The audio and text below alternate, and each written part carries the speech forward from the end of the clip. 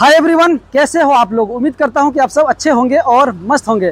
तो गाइज आज का वीडियो काफ़ी इंटरेस्टिंग होने वाला है, क्योंकि आज इस वीडियो में हम आप लोगों को दिखाएंगे पीएससी सेगमेंटल बॉक्स गर्डर की स्ट्रेचिंग एंड ग्राउटिंग किस तरह से करते हैं। जी हाँ, आपने सही सुना, एक ही वीडियो में आप लोगों को स्ट्रेचिंग एंड ग्राउटिंग का जो प्रक्रिया है वो देखने को मिलेगा स्टेप वाइज। अगर आप इस फील्ड में नए हो तो आपको काफ़ी कुछ सीखने को मिलेगा। तो गाइज चलिए बिना देरी किए वीडियो को स्टार्ट कर लेते हैं।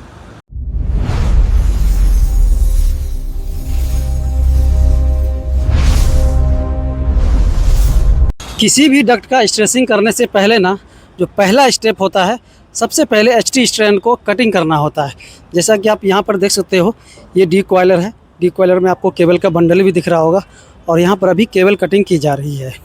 केबल कटिंग करने से पहले जो डक्ट का लेंथ है वो आपका ड्राइंग में मेंशन रहता है, तो आप ड्राइंग अच्छे से रीड कर लेना। उसके बाद फिर साइड पर आकर के आपको मेज़र करना रहेगा, मापी दे देना। सिंपल भाषा में अगर कहूँ, मापी देने के बाद और केबल कटिंग करने से पहले ना आप कुछ नीचे बिछा लेना भाई, क्योंकि डस्ट पार्टिकल अगर केबल के अंदर जाएगा ना तो फिर आगे आपको स्ट्रेचिंग में प्रॉब्लम क्रिएट कर सकता है।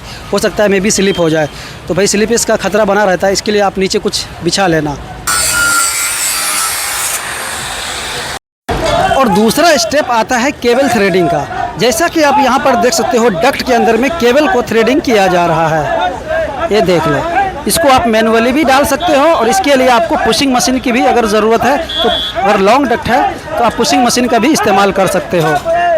केबल थ्रेडिंग करने के बाद आपको बेरिंग हेड की ज़रूरत पड़ेगी। जैसा कि आप यहाँ पर देख सकते हो, दो टाइप की आपको बेरिंग नज़र आ रहा होगा।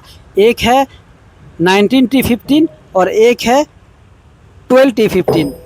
19T15 का मतलब ये हुआ, नंबर ऑफ स्ट्रैंड जो इसमें रहेगा वो 19 रहेगा और 15.2 mm का HT स्ट्रैंड होता है, तो उसको आप 19T15 बोल सकते हो। और इसमें नंबर ऑफ स्ट्रैंड जो रहेगा वो 12 रहेगा। तो आपको शायद समझ में आ गया होगा। इसको लगाने से पहले आप इसको अच्छे तरीके से क्लीन कर लेना।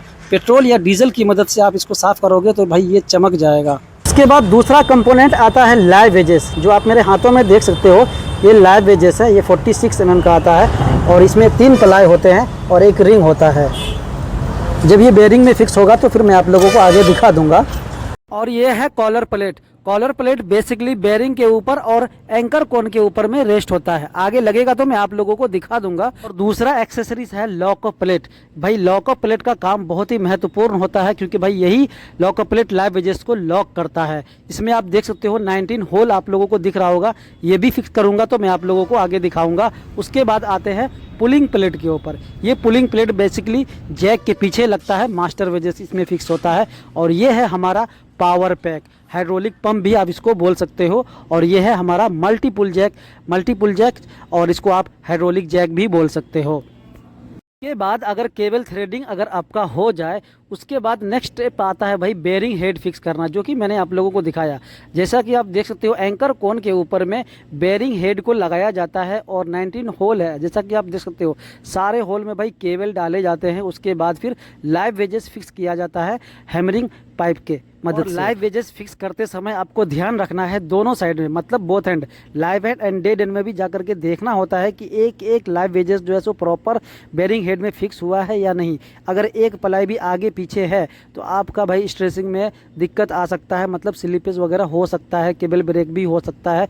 तो इन सब चीज़ों का भाई आप अच्छे से ध्यान रखना और एक एक केबल को आप प्रॉपर चेक कर लेना कि हमारा लाइव वेजेस प्रॉपर फिक्स हुआ है या नहीं। लाइव वेजेस आपका अच्छे से चेक हो जाए, उसके बाद आप बेरिंग हेड के ऊपर में कॉलर प्लेट लगा देना। उसके बाद आपको लगाना है लॉकअप प्लेट। लॉकअप प्लेट लगाने के टाइम में बहुत ही सावधानी बरतनी पड़ती है। जैसा कि आप यहाँ पर देख सकते हो, जो थ्रेडिंग पाइप है या पुंगी पाइप साइड पे जनरली हम लोग बोलते हैं, पाइप लगा लेना केबल में, इससे आसानी होता है लॉकअप प्लेट लगाने में। जैसा कि आप यहाँ पर देख सकते हो, एक एक पाइप की मदद से बहुत ही आसानी से लग जाता है। लेकिन भाई इसको लगाने का भी बहुत ही आसान तरीका है। जब आप प्रैक्टिकली साइड पर करोगे तो आपको आ जाएगा, आइडिया आ जाएगा। और एक भी होल को मिस मैच नहीं करना है। अगर आप होल मिस मैच करोगे तो लॉकअप प्लेट आपका लगेगा ही नहीं, और जब नहीं लगेगा तो भाई आप स्ट्रेचिंग भी नहीं कर पाओगे। उसके बाद फिर जैक भी आप ठीक से नहीं लगा पाओगे, पुलिंग प्लेट भी फिक्स नहीं होगा। जब ये प्रॉपर आपका लॉकअप प्लेट लग जाए, उसके बाद फिर आप जैक फिक्स करना है। जैसा कि आप यहाँ पर देख सकते हो, जैक को इंस्टॉल किया जा रहा है डक्ट के अंदर में, और ये कॉलर प्लेट के ऊपर में आपका रेस्ट हो जाएगा। जब भाई जैक पूरी तरह से आपका लग जाए तो अच्छे से एक बार फिर से चेक कर लेना जो जैक का हेड है वो प्रॉपर कॉलर प्लेट के ऊपर में बैठा है या नहीं बैठा है, ये देखना भाई बहुत ही ज़रूरी होता है। कभी भी आप साइड पर काम करते हो तो भाई इसको देख लेना और प्रॉपर लेवल में रखना, मतलब एंगल में रखना। जो डक्ट का एंगल होता है ना, एंकर कोन का एंगल, उसी एंगल में कोशिश करना कि भाई ये फिक्स हो, तब जा करके भाई आपका प्रॉपर पुलिंग प्लेट फिक्स हो पाएगा। जब जैक आपका फिक्स हो जाए अच्छे से तो आप फिर से जो थ्रेडिंग पाइप है या पुंगी पाइप है उसको केबल के अंदर डाल देना अच्छे से। उसके बाद फिर आप लगाना पुलिंग प्लेट। पुलिंग प्लेट लगाने का भी वही सेम प्रोसेस है, जैसे आप लॉकअप प्लेट लगाए थे उसी तरीके से आप प्रॉपर तरीके से आप पुलिंग प्लेट भी लगा लोगे। उसके बाद फिर मास्टर वेजेस में मोम लगा लेना। मोम हम लोग इसलिए लगाते हैं ताकि जब रिलीज़ करेंगे तो ये आसानी से फ्री हो जाए। और एक एक मास्टर वेजेस को भाई ध्यान से हैमरिंग करना। ये जो आप टूल्स देख रहे हो एक्चुअली इसका नाम है वेज सेटिंग टूल, तो इसको जनरली साइड पर हम लोग हैमरिंग पैप भी कहते हैं। तो हैमरिंग पैप से अच्छे से मास्टर वेजेस को भाई अच्छे से ठोक लेना, उसके बाद ही आप लोड देना। और लोड देने से पहले आपके साथ में जो इंजीनियर रहेगा वो आपको बता देगा कि भाई कितने इंटरवल में जाना है, जैसे कि 50 kg जाना है, उसके बाद फिर 100 kg जाना है। और अगर एलोंगेशन कम रहता है तो भाई उसके हिसाब से 30 kg भी जाना होता है। इस हिसाब से आपको साइड पर जो इंजीनियर रहेगा हर इंटरवल में आपको रैम के पीछे भाई रीडिंग लेना होता है स्केल लगा करके, और वो मेटेलिक स्केल होता है जिसका लिस्ट काउंट भाई 1 mm होता है स्केल का। और हर इंटरवल का जो रीडिंग होता है ना वो फॉर्मेट में भरा जाता है। जो साइड पे आपका इंजीनियर रहेगा साथ में वो कैलकुलेशन करता है भाई, तो वो अभी हम आप लोगों को नहीं दिखा रहे। अगर वो चीज़ आपको देखना है तो मेरे चैनल के प्ले लिस्ट में जाओ, वीडियो ऑलरेडी मैं बना के रखा हूँ, तो आप स्टेप वाइज देख सकते हो किस तरह से भाई साइड पर प्री स्ट्रेसिंग का भाई कैलकुलेशन होता है। और स्ट्रेसिंग कंप्लीट होने के बाद लाइव एंड डेड एंड में मार्किंग भी करना होता है, और ये भाई कंपलसरी है क्योंकि 24 आवर्स के बाद क्लाइंट आकर के भाई उसको चेक भी करता है, स्लिपेज चेक करता है कि भाई स्लिप हुआ है या कितना mm हुआ है। वो मिनिमम भाई डेड एंड में 3 mm होता है जनरली साइड पर, क्योंकि भाई जब हम 50 kg का लोड देते हैं ना तो तभी हम डेड एंड में मार्किंग कर देते हैं, और 24 आवर्स के बाद वो 3 mm के लगभग जनरली साइड पर आता है। और उसके बाद फिर आप क्लाइंट को चेक कराने के बाद ग्रिप लेंथ आप कटिंग करवा सकते हो।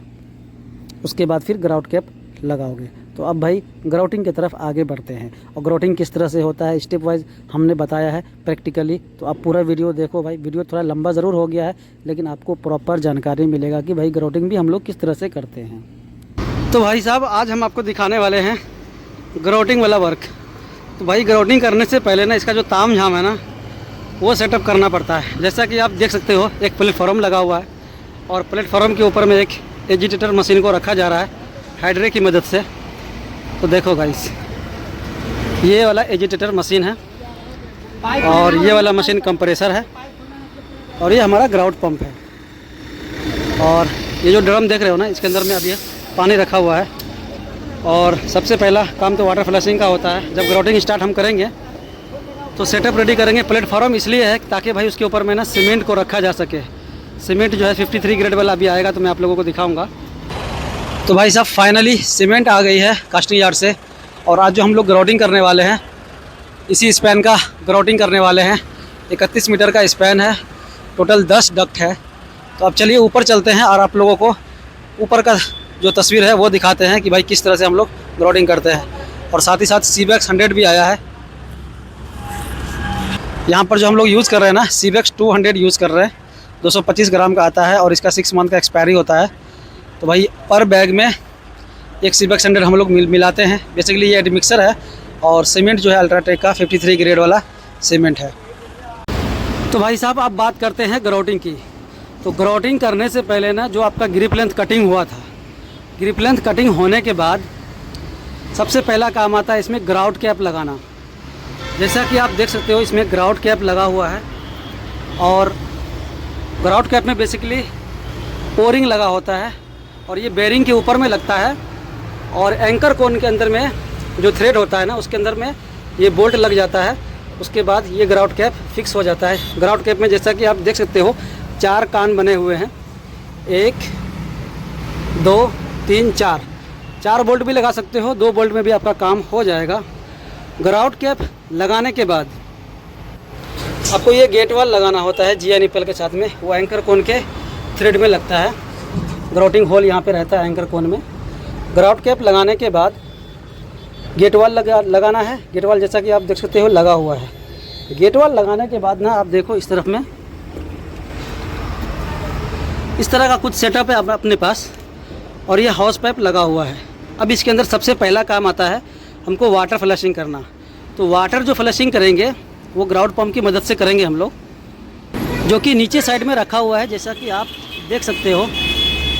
और वो जो ड्रम रखा हुआ है ना उसके अंदर में पानी रखेंगे हम लोग, और जो ग्राउट पंप का सेक्शन है वो ड्रम में डाल देंगे। और आपको मैं जानकारी के लिए बता दूं, जो वाटर फ्लशिंग करेंगे हम लोग वो लाइम वॉश करेंगे, मतलब जो पानी में है वो लाइम पाउडर मिलाएंगे। लाइम पाउडर कितना मिलाना है? 100 लीटर में 1 kg लाइम पाउडर मिलाएंगे। लाइम पाउडर बेसिकली चूने का जो पाउडर होता है ना वो होता है, तो उसको मिलाना होता है 100 लीटर में 1 किलो जो है सो आप लाइम पाउडर मिला सकते हो। उसके बाद फिर आपको डक्ट को वॉश करना रहेगा। डक्ट के अंदर में पानी डालेंगे लाइव एंड से, और डेड एंड में पानी निकलेगा। तो जो डक्ट के अंदर में जो रस्टेड है केबल हमारा, या कुछ भी पार्टिकल डस्ट पार्टिकल है, वो सारे के सारे उसके अंदर में क्लीन हो जाएगा।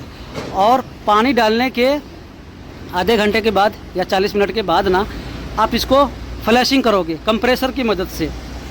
अभी हम लोग कंप्रेसर चालू करने वाले हैं, फिर आप लोगों को हम दिखाएंगे, लाइव दिखाएंगे किस तरह से भाई हमारा पानी डक्ट के अंदर से बाहर निकलता है। तो भाई लोग अभी हम डेड एंड में आ गए हैं। जैसा कि आप देख सकते हो हमारा ग्राउट कैप लगा हुआ है डेड एंड में भी। आपको मैं इस तरफ भी दिखाऊं, देखो डेड एंड में भी ग्राउट कैप लगा हुआ है। और ये हमारा स्पैनर है, ये देखो इसको हम ना बॉक्स पना बोलते हैं, टी बना के रखे। ये बेसिकली जुगाड़ है अपना।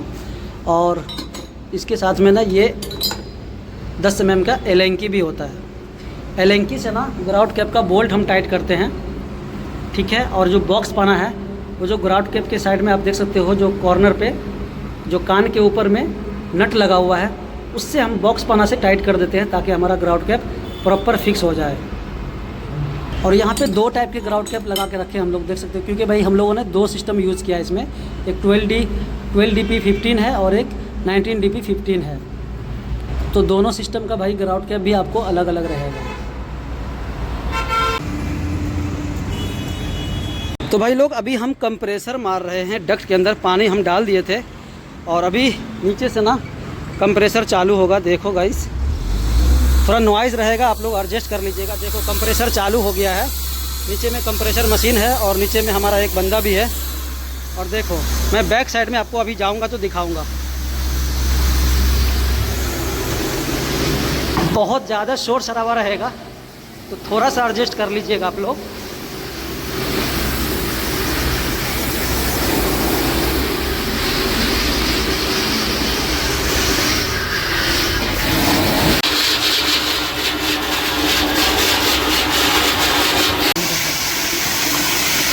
और आपको जानकारी के लिए बता दूं, ये जो वाटर फ्लशिंग हम लोग करते हैं, क्यों करते हैं? वाटर फ्लशिंग करने का मतलब ये होता है कि भाई आपका जैसे ग्राउट कैप लगा है ना, कहीं से वो लीकेज तो नहीं है, या स्पैन के अंदर में जो भी स्पैन है आपका जो जॉइंट है वहाँ से लीकेज वगैरह तो नहीं है। लीकेज वगैरह पता लग जाए, इसकी वजह से हम जो है सो भाई वाटर फ्लशिंग करते हैं ताकि भाई हमारा ग्राउट लीकेज ना करे। अगर लीकेज होता है तो उसको इंस्टेंट भाई रिपेयरिंग करते हैं। ज़्यादातर जनरली साइड पर हम लोग रेंडो प्लग की मदद से रिपेयर कर लेते हैं। तो भाई साहब फाइनली ग्राउटिंग का सेटअप हमारा रेडी हो गया है और सीमेंट मिक्सिंग भी हमारा स्टार्ट हो गया है। जैसा कि आप देख सकते हो बोरी फाड़ा जा रहा है और जो मिक्सर मशीन है ना एजिटेटर, उसमें भाई मिक्स किया जा रहा है। पहले पानी डाला जाता है और पानी का जो रेशियो है ना, वाटर रेशियो हम लोग 0.39 है। आपके साइड पे अलग हो सकता है डिज़ाइन के अकॉर्डिंग, लेकिन हम लोग अभी 0.39 का मतलब 2 बैग में भाई 39 लीटर पानी मिलाना है और एक एडमिक्सर पर बैग। और यहाँ पर आप देख सकते हो जो ग्राउटिंग का सेटअप है ना पूरी तरह से रेडी है। बर्फ़ वगैरह डाल दिया है पानी में भाई, पूरा टेम्परेचर आने के बाद ही हम लोग अभी स्टार्ट किए हैं। तब भाई इसी तरह से यही सेम प्रोसेस में हम ग्राउट फिल करते हैं। अंदर में ग्राउट बेसिकली सीमेंट का घोला होता है और उसके अंदर में एडमिक्सर मिलाते हैं हम लोग सीबेक्स 100 का, सीबेक्स 100 या सीबेक्स 200 जो है सो एडमिक्सर मिलाने के बाद पर बैग में सीबेक्स 100 मिलाते हैं। और जब हम ग्राउटिंग करते हैं ना तो इसमें एक ट्विस्ट और ये रहता है, जो आप लोग देख रहे हो ना ग्राउट कैप में छोटा सा एयर नट आप लोगों को दिख रहा होगा। फ़ोटो साफ नहीं जा रहा है क्या? तो देखो भाई जो एयर नट दिख रहा है ना आपको ग्राउट कैप में छोटा सा, जब हमारा माल पास होता है तो इसी तरह से माल पास होने के बाद वो एयर निकालते हैं। एयर निकालने से पहले ना डम्मी लगाते हैं हम लोग, जो एंकर कोन का होल है ना उसके अंदर में डम्मी लगाने के बाद फिर हम एयर निकालते हैं। एयर प्रॉपर निकालेंगे, जब कोई भी बबल्स नहीं रहेगा डक्ट के अंदर, माल बिल्कुल बढ़िया से निकल जाएगा ग्राउट का। उसके बाद फिर हम एयर नट लगाएंगे। एयर नट लगाने के बाद फिर लाइव एंड में हम एयर निकालेंगे इसी तरह से। और एयर निकालने के बाद फिर जो नीचे में बंदा अपना मशीन के पास रहेगा वो इसको प्रेशर देगा, 3 से 5 kg के बीच में प्रेशर देगा। और प्रेशर देने के बाद फिर हम जो वहाँ गेट वाल लगाए हुए थे उसको लॉक करेंगे। लॉक करने के बाद फिर दूसरे डक्ट में हम लगाएंगे। इसी तरह से भाई हम ग्राउटिंग करते हैं। तो भाई जब आपका ग्राउटिंग कंप्लीट हो जाएगा तो भाई कुछ इस तरह से माउंटिंग दिखेगा ग्राउट कैप रिमूव करने के बाद। जैसा कि आप इस तरफ में देख रहे हो ग्राउट कैप लगा हुआ है, और इस तरफ में देख सकते हो पिछला वाला स्पैन का ग्राउटिंग हो गया है। हाँ निकालो, देख सकते हो किस तरह से माउंट दिख रहा है आप लोगों को राउंड शेप में। तो इस तरह का ग्राउट होता है भाई। आई थिंक आपको समझ में आ गया होगा।